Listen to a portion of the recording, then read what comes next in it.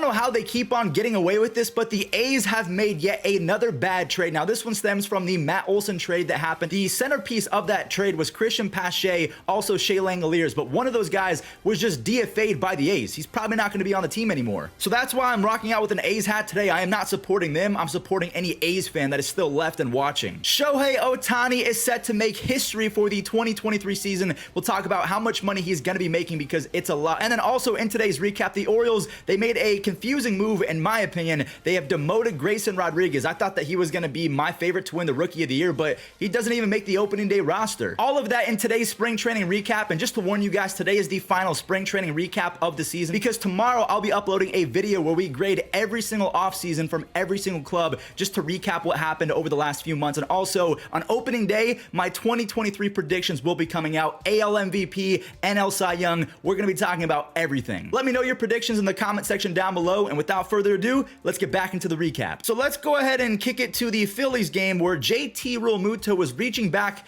at the umpire because he wanted a new baseball. And apparently the umpire thought that JT is Mad Eye Moody from Goblet of Fire, that he has an eye in the back of his head, because obviously JT did not see that the umpire was about to put a ball in his glove. But the umpire, he got his feelings hurt. The poor little guy. That's the most sensitive umpire I've ever seen in my life. What are you doing? Not only is it spring training, but how can you even pretend that JT could see what you were doing? As the days go by, I feel like we get closer and closer to robot umpires because they don't have feelings. Speaking of feelings, this next story might get you in your feelings because Yoriel, I think that's how you say his name, Rodriguez, he broke his contract with the Chinichi Dragons and the Cuban Baseball Federation. He is now in the Dominican Republic waiting to sign a contract with a Major League Baseball club. If you don't remember, he broke out in the WBC against Netherlands. He looked nearly unhittable. He's still just 26 years old. Last year, he had a 1.15 ERA and an almost 10 strikeouts per 9 as a reliever in Japan's Central League. Now, apparently, a lot of Japanese fans are not happy that he broke his contract, but this is a big-time moment for him.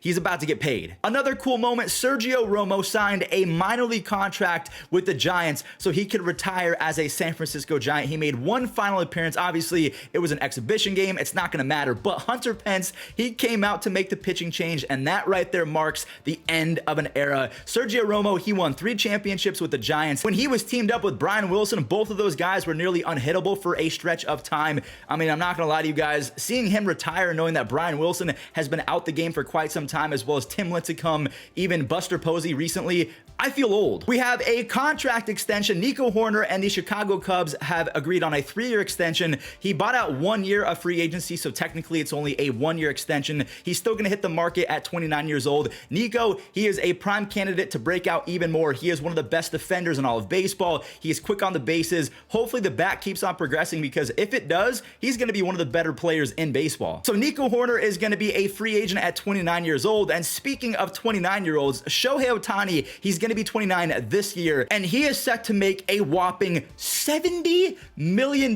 this year. He's going to be making $30 million from the Angels and MLB monies, and then $40 million off the field in endorsements. That is the largest sum of money by an individual MLB player in the history of history. So you're telling me that Shohei Ohtani is going to be reaching almost $100 million a year, if not more, considering once he's a free agent after this season, he's going to be getting $50 to $60 million a season from Major League Baseball. And then off the field, if he wins another MVP, he could probably be pushing 50 to 60 in endorsements. He could be making $120 million a year. So after all that we saw from Aaron Judge in 2022, what we saw from Shohei Ohtani in the same season going into the WBC, let me know in the comments along with your predictions for 2023, who is the face of baseball going into the next season? Is it Judge? Is it Ohtani? Is it still Trout? Who is it? Now, because we just brought up Mike Trout, I do want to show he blasted off yesterday, as well as Taylor Ward. I don't know about you guys. I'm going to knock on wood before I say this.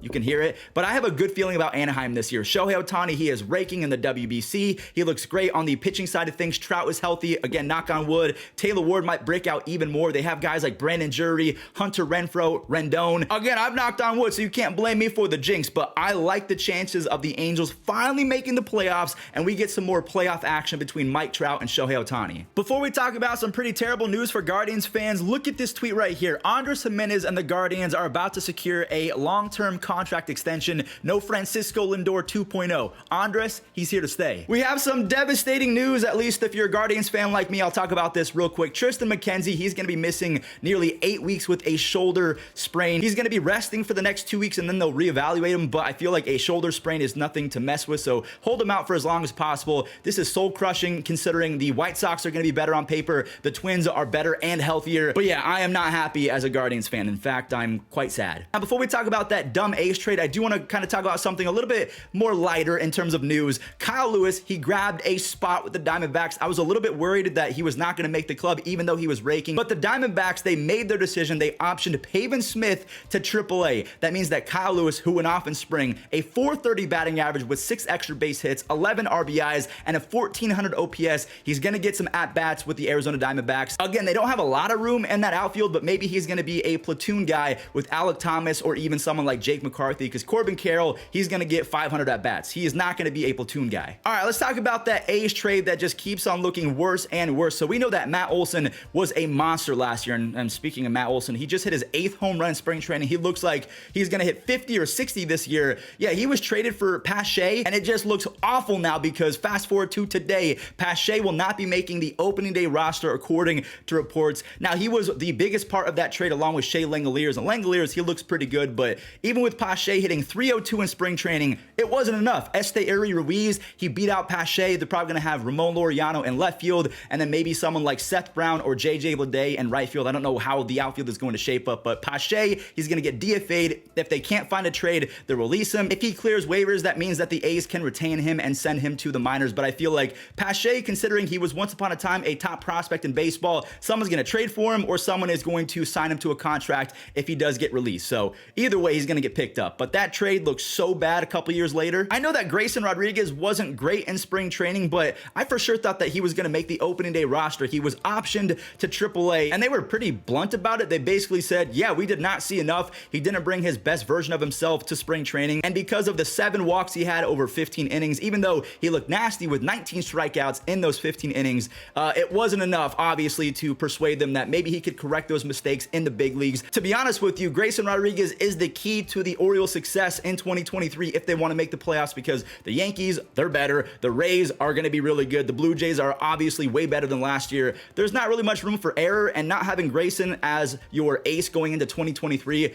I feel like that's a mistake. You're starting Kyle Gibson on opening day. Yeah, good luck with that. I guess it's not a horrible thing that they want to iron out his mechanics before they call him up, but again, he's their best pitcher, whether it's the majors or AAA. Now, one other player I do want to talk about real quick, Bobby Dahlbeck, the extra base machine this spring. He was optioned as well. So that means he's going to be beginning the year as a minor league player. His biggest bugaboo right now is that strikeout rate. He struck out 21 times and 48 at-bats, but his first 100 and something games in the big leagues, 156 games to be exact, he had 24 doubles, 33 home runs, and a 114 OPS plus, so he does have the talent to be a productive and pretty good major league hitter. It's just, can he get that strikeout rate under control? That's the biggest question right now, and he's going to be beginning the year in the minors. So that does it for today's recap. I hope that you guys have been enjoying the content. Thank you so much for your support over the last few months and years. Again, the next 2 days, we're going to be dropping some bangers, so stick around, leave a like, subscribe, and I'll catch you there.